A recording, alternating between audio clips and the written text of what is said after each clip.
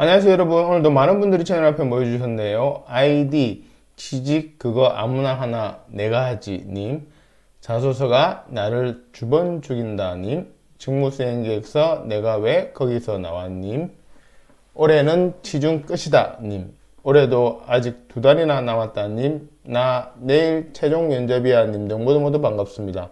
니마와라 취업연구소에서는 공무원, 공공기관 입사 지원을 위한 나라이터의 채용 공고를 분석하여 자기소개서와 직무수행계획서 강의를 작성을 위한 강의를 포기하지 않고 쭉 올리려고 합니다.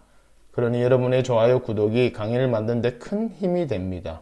강의를 시청하시기 전에 조금씩 좋아요, 구독, 응원 생각해 주시면 좋겠습니다.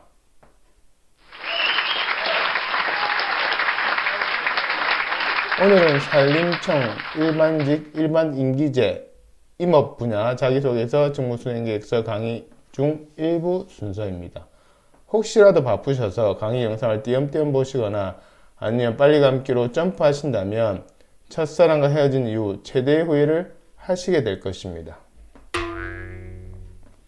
아, 나는 못소린데요 하시는 분은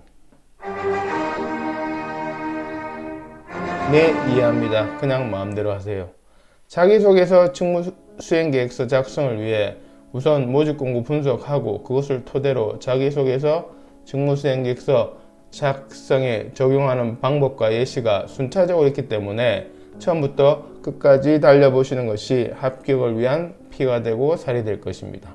그럼 시작해볼까요? 지금 강의하는 저의 소개는 우측 상단 영상을 확인해 주시길 바랍니다. 강의를 진행한 사람의 프로필은 중요하겠죠?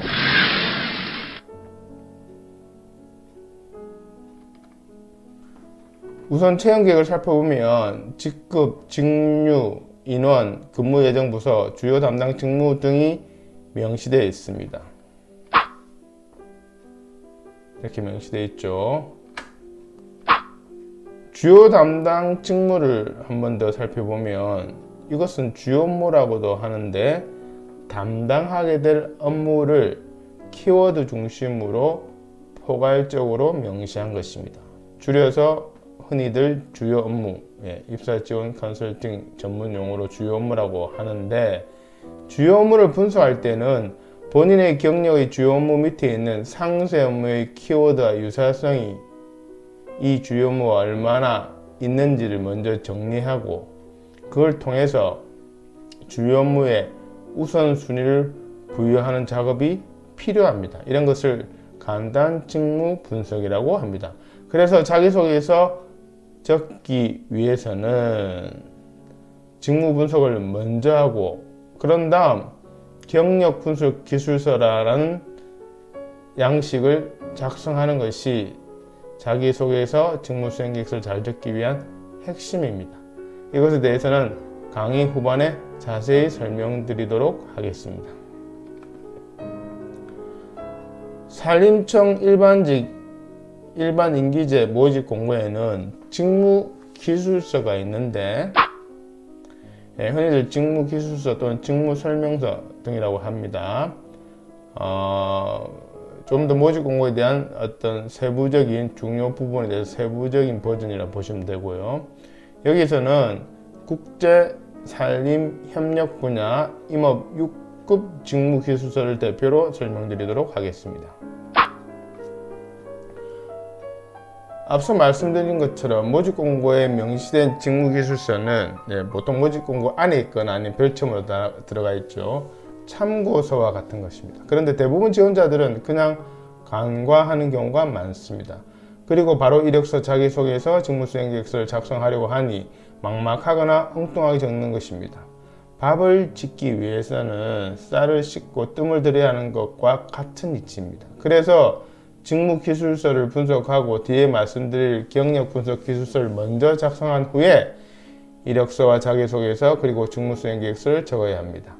이것이 자기소개서나 직무수행계획서를 잘 작성하는 비결입니다. 그러므로 여러분들은 직무기술서를 꼼꼼히 살펴야 합니다. 그래서 자신이 직무기술서에 명시된 어떤 것과 부합되지 않는 것은 무엇인지 등등을 파악해서 부합되는 것을 중점적으로 자기소개서 직무수행계획서에 작성해야 합니다. 직무기술서에 있는 주요 업무나 필요 역량, 필요 지식 또는 응시 자격 요건, 우대사항 등등 이런 것들이 명시되어 있는데 이를 모두 갖출 필요는 없습니다. 그런 지원자는 많지 않으니까요. 다시 말씀드리지만 본인과 부합되는 것만 중점적으로 적으시면 됩니다. 그래서 직무 분석이 중요한 거죠. 자, 그럼 직무 기술서를 하나하나 살펴보도록 하겠습니다. 직무 기술서 첫 번째 파트입니다. 주요 업무부터 볼까요? 크게는 4가지입니다. 앞서 모집 분야에 나와 있는 주요 업무와 동일합니다. 여기 주요 업무에 대한 직접적인 경험은 없더라도 이것이 무엇을 의미하는지는 반드시 파악하여 이해하고 있어야 합니다. 그 다음엔 필요 역량입니다. 필요 역량 부분에서 NCS 직업 기초능력 10개 항목 안에 있는 내용을 요구합니다.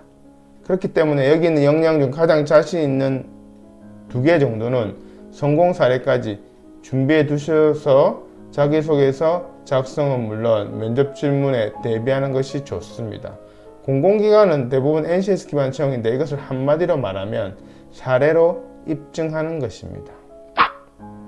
필요 지식 부분에서는 근무하는 곳과 담당 분야가 산림청 국제산림협력 분야임을 먼저 염두에 두고 산림 분야 국제협력 사업 전반에 대한 이해 및 추진 경험 등의 지식을 충분히 갖추고 있음을 자기소개서와 직무수행계획서에 반영하시면 됩니다.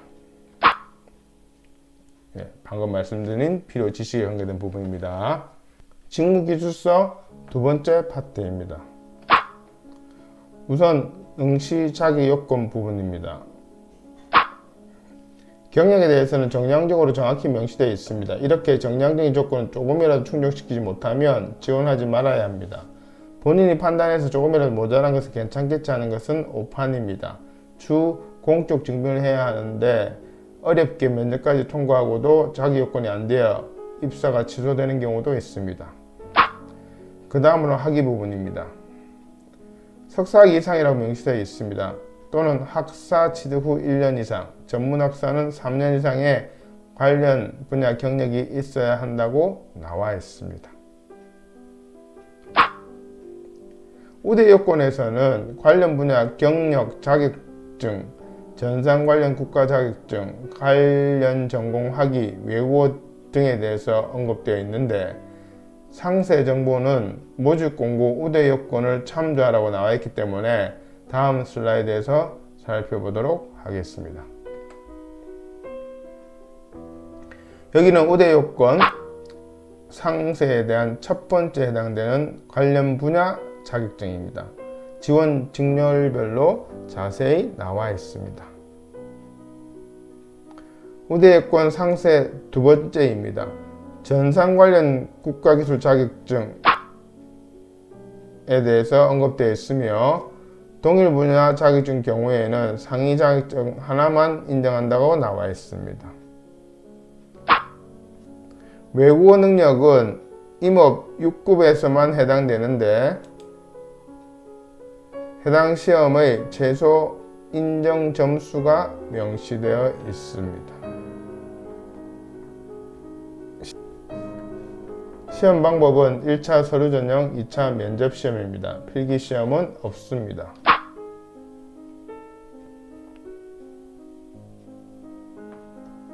서류 전형은 평가 항목을 살펴보면 자기소개서 직무수행계획서를 우선으로 보고 그 다음 필수 요건 및 우대 요건, 기타 가산점을 확인한다고 되어 있으니 자기소개서 직무수행계획서 비중이 상당히 높다고 할 수 있습니다. 면접시험은 서류전형 합격자를 대상으로 면접을 통해 직무수행에 필요한 능력, 전문지식과 그 응용 능력, 공무원으로서의 정신자세 등 적격성을 상중하로 종합 평정한다고 명시되어 있습니다.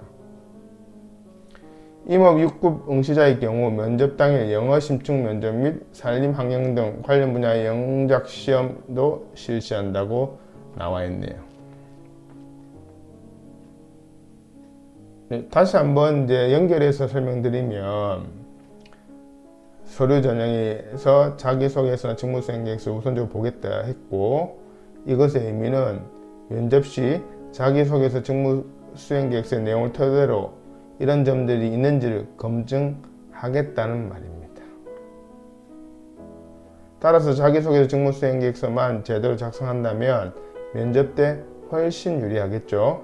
그리고 평가 요소 부분은 즉 평정 요소라고도 하는데요. 정성적인 부분은 어찌 보면 너무나 상식에 가까운 겁니다.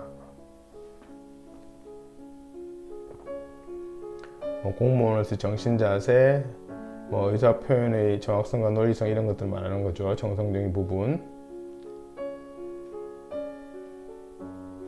이런 정성적 평가 요소를 정량적으로 평가받을 수 있도록 자소서 직무수행계획서 작성할 때 염두에 둬야 할 것입니다. 그래서 저희 니마와라 연구소에서는 자기소개서 직무수행계획서 작성 때 이런 모집 공고를 분석해서 최종 면접을 염두에 두고 지원 서류, 즉 자기소개서와 직무수행계획서 작성법 컨설팅 할 때부터 반영해 드립니다.